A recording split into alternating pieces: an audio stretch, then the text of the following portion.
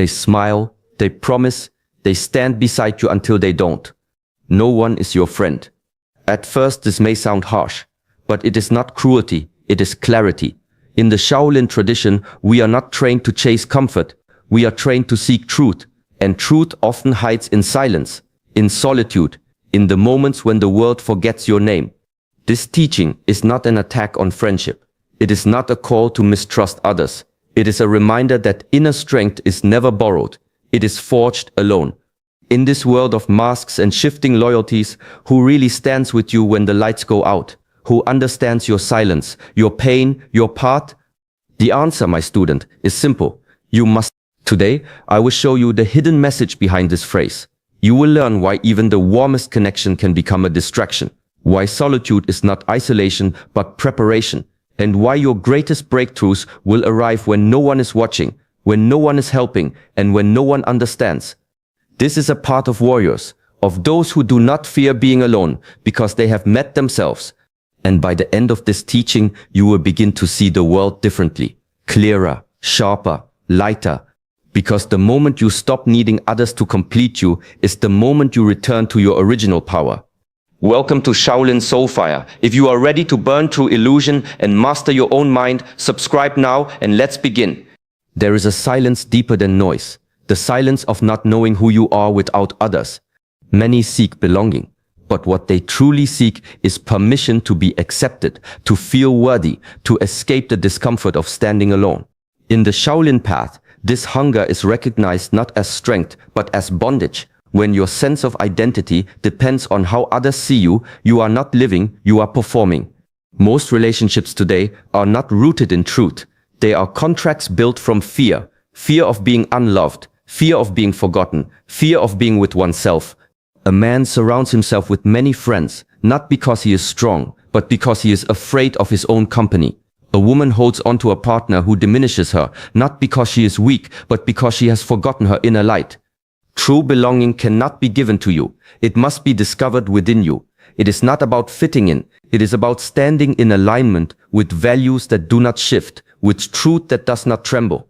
The Shaolin warrior does not seek applause. He walks in stillness, grounded in his own breath, unmoved by praise or rejection. He knows to belong to oneself is the first mastery. All other bonds flow from there. When you let go of needing to be understood, you begin to understand. When you stop begging to be accepted, you begin to accept yourself. And in that quiet turning inward, something changes. Not loud, not dramatic, but real. You are no longer a shadow following others. You become the source. This is not isolation. It is awakening. We often think we see people clearly, but what we see is not them. It is our attachment to who we want them to be. The moment you call someone friend, the mind begins to build stories. Expectations form, roles are assigned. You believe they should act a certain way, speak certain words, protect you, support you, always. But reality doesn't follow your scripts. People are not fixed, they change, just like the seasons. And when they no longer meet the image you created, suffering begins, not because they changed, but because you could not let go of your illusion. In ancient teachings, attachment is described as a veil thin, but blinding. It covers not only the truth of others, but your own clarity. You become reactive, disappointed, and even resentful, and still you hold on to the label. Discipline is not just in movement or meditation, it is also in perception. To see someone as they are without needing them to fulfill a role in your life, that is a higher form of strength. Presence dissolves projection. When you meet another human without clinging to who they were yesterday or who you wish them to be tomorrow, your vision sharpens. You hear not just their words, but their silence. You feel not just their energy, but your own responses. This kind of awareness requires courage. It asks you to give up comfort for truth, to release the safety of labels, and stand in the openness of each moment. It is not easy, but it is freeing. When the mind is clear, the heart becomes light. And from this space, connection is no longer a cage. It becomes a mirror, revealing more of who you truly are. There is a quiet truth that few want to accept. You cannot save anyone. In the teachings of Shaolin and Buddhism, every soul carries its own karma, its own lessons, burdens, and path. No matter how deeply you love someone, no matter how clear your vision may be, their journey is theirs alone. You can walk beside them. You can offer your hand, your wisdom, your presence, but you cannot walk for them. The moment you try, you step out of your own path. You take on what was never yours to carry, and slowly both of you become lost. Compassion is not control. True compassion allows others to struggle, to fall, to rise again without interference. It is the art of being near but not entangled, of trusting the process even when it is painful to witness. Shaolin discipline teaches us to return to our center, to observe without grasping, to help when called but not to impose. This requires strength of heart and stillness of mind. Often our desire to intervene comes from fear that someone we care about will suffer or lose their way. But suffering is also a teacher, and sometimes getting lost is the first step to awakening. When you respect another's journey, you respect the sacredness of your own. You stop trying to fix and start learning to trust. Not everything broken needs your hands. Not every silence is asking for your voice. Your path is sacred, so is theirs. And when two people walk in presence, not needing, not saving, simply being, then something rare happens. Not attachment, not rescue, but alignment. This is how wisdom travels, side by side, not tied together. The world is always moving. People come and go. Emotions rise and fall like the ocean tide. What feels certain today may disappear tomorrow. To place your trust in personalities is to build your foundation on sand. One day, someone may inspire you, guide you, even protect you. The next, they may forget you, misunderstand you, or turn away without warning. This is not betrayal. It is the nature of impermanence. In the Shaolin path, we do not anchor ourselves to the changing faces of the world. We return instead to what does not shift: principle, truth, compassion, discipline. These are not opinions or moods. They are steady like mountains, unchanged by praise or criticism, untouched by the chaos of the moment. To live by principle is to become still within, even as the world turns. When someone deceives you, you return to truth. When someone harms you, you return to compassion. When the path is unclear, you return to discipline. These are your true companions. Personalities may inspire, but principles sustain.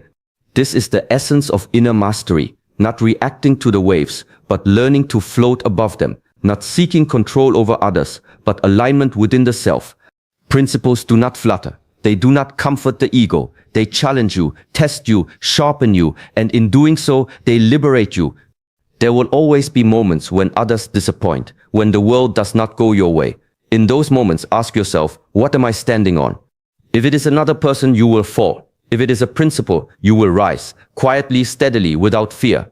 Because in a world of shifting forms, only the formless can carry you through. Loneliness is not the enemy, it is the doorway.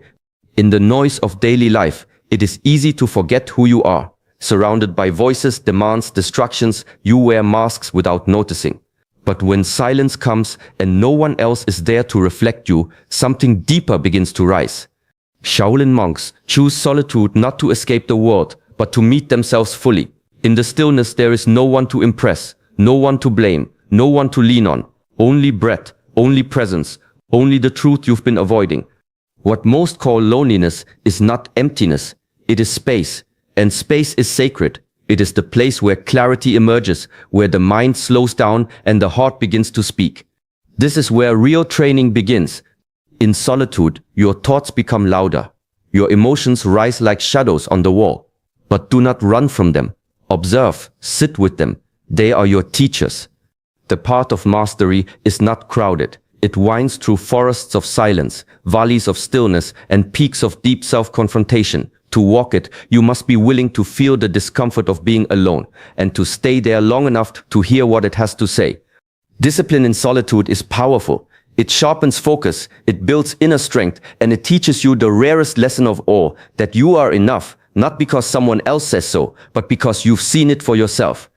The one who can be alone without falling apart is unshakable. The one who embraces loneliness as a teacher, not a curse, becomes untouchable. In stillness, you find your center, and from your center, you begin again, not lost, not lonely, but whole. Wisdom does not come from speaking. It comes from seeing, quietly, patiently, without the need to respond. In the ancient way, the one who watches learns more than the one who argues. Words are often masks, but behavior, especially in silence, speaks clearly. Watch how someone moves when the room is watching them. Then watch again when no one is looking. See how they speak when they desire something. Then listen to their silence when nothing is left to gain. This contrast reveals more than any confession ever will. To observe without reacting is a discipline. It requires you to step back from your emotions, from your desires, from your urge to control or judge. Instead, you become still, like water that reflects the sky without clinging to it. The stillness sharpens your sight. You begin to notice the small shifts in tone, the tension behind a smile, the impatience hidden beneath kindness. These details, once missed, now become teachers. Shaolin discipline is rooted in this quiet presence. The body is trained, yes, but the mind is trained to wait, to listen, to see what lies beyond appearance. Reactions are easy, wisdom is not. To speak quickly is to miss the truth. To stay silent and observe is to allow it to rise on its own.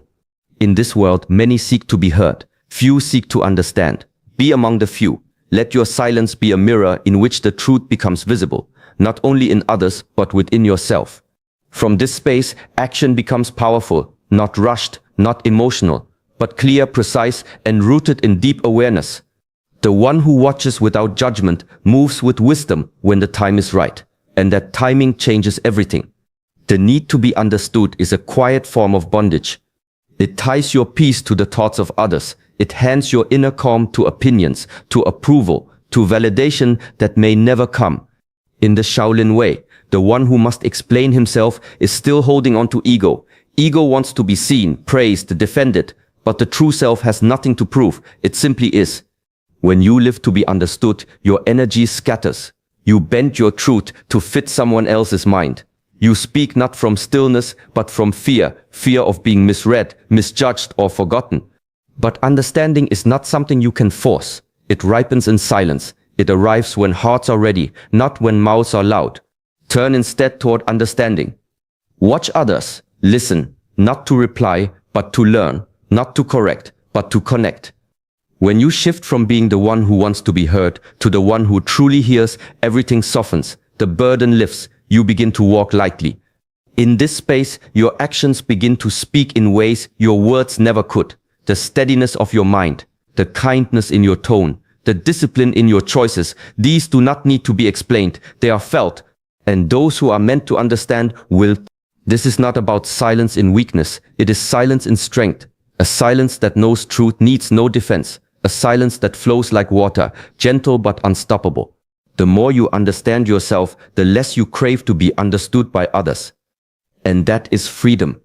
Not all closeness is connection, and not all connection brings clarity. There are people who stand beside you, laugh with you, share your days, but do not truly see you. Their presence feels warm, but something inside remains unsettled. In the discipline of inner mastery, this is known as mistaken alignment. Emotional closeness can feel like truth, but often it is just familiarity, habit, history, or comfort. Some relationships reflect your image, not your essence. They feed your ego, tell you what you want to hear, mirror your strengths, avoid your wounds. But the soul does not grow in flattery. It grows in honesty. There are those who challenge your illusion, who question your masks, who hold up a mirror not just to your light, but also to your shadow. This is clarity. And clarity does not always feel comfortable, but it always feels clean. In the ancient teachings, clarity is like a sharp blade. It cuts through confusion, but only if you are willing to be cut. Only if you are willing to see, without defense, what is real and what is not. Clarity does not speak loudly. It is the quiet sense of alignment when your heart is still, your mind is sharp, and your path feels true. To seek clarity is to value truth over belonging, depth over attention, and presence over performance. It will not lead you to many, but it will guide you to the few who see your soul, not your image, who stand with you, not for what you offer, but for who you are becoming. Walk with those who bring clarity, even if the road becomes quieter, for in that silence, the soul finally breathes. Your energy is not unlimited. It is sacred, born of stillness, discipline, and deep inner work. To treat it carelessly is to abandon your temple. In Shaolin practice, every movement is intentional. Every breath is respected. The body is trained, yes, but equally, the spirit is guarded. Not with walls, but with wisdom. Not everyone who enters your life should enter your inner world. Some come with noise, with chaos, with hunger that does not feed but drains. And if you are not watchful, you give away what took years to build. There is strength in kindness, but there is power in discernment. To be open is not the same as being unguarded. You can offer presence without surrendering your peace. You can show compassion without becoming a container for another's imbalance. Energy flows where attention goes. If your attention is scattered, so is your strength. In ancient teachings, the self is seen as a flame. Too much wind and it flickers. Too much fuel and it burns out. The wise know how to protect the fire. Feed it with silence, surround it with stillness, share it only with care. Discipline is not only about the body. It is about who you allow into your space. It is about learning to say no, not with anger, but with clarity. Those who respect your energy will never demand it. Those who deserve your presence will never pull it from you. Choose with care. Speak with intention. Rest when needed. Retreat when necessary. Not all battles are worth your light. Protect your peace. It is not selfish, it is sacred. There is a moment on the path when the noise fades and you are left with only yourself. No audience, no comfort, no one to impress or lean on. This moment is not a punishment, it is an invitation. To walk the way of mastery, you must first learn to sit with yourself, without distraction, without judgment, without reaching for another voice to fill the silence. Many chase peace in people, places, and promises, but all of it fades. And when it does, what remains? If your stillness depends on someone else's presence, you are never truly at rest. To be your own friend is to return to your breath when the world pulls you outward. It is to look in the mirror and not turn away. It is to know your flaws, your wounds, your doubts, and still choose to stand by yourself. This is not arrogance. It is alignment. In the old teachings, solitude was never seen as lack. It was seen as strength. The sages, monks, and warriors of the past spent years in silence, not to escape others, but to discover themselves.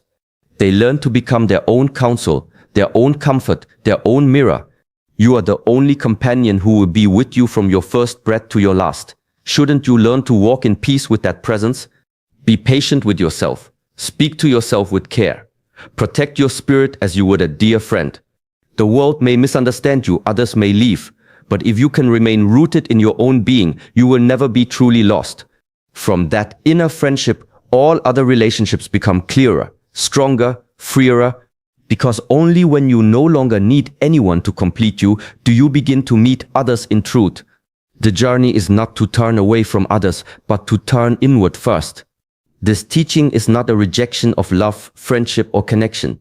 It is a reminder. These things are most beautiful when they are chosen from wholeness, not from lack. When you stop depending on others to fill the empty spaces within you, you begin to see clearly. You begin to walk with discernment, not desperation. You learn to stand with others without leaning, to love without losing yourself, to give without fear. Shaolin wisdom invites us to shift from reaction to awareness, to ask each day, am I seeking peace outside or uncovering it within? Let this become your practice. In silence, return to yourself. In solitude, meet your strength, and in every connection, remain rooted in your own center.